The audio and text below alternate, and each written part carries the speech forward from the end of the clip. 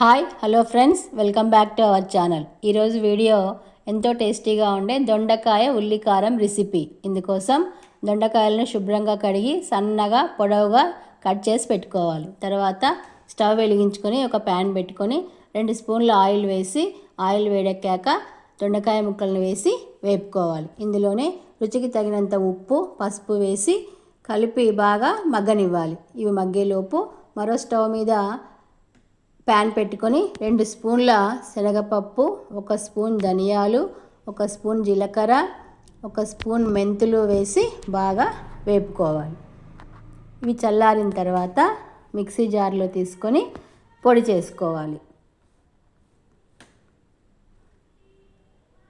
ఇందులోనే 2 medium size onions cut చేసి, తర్వాత కారము, కొంచెం ఉప్పు వేసి మిక్సీ పట్టుకోవాలి.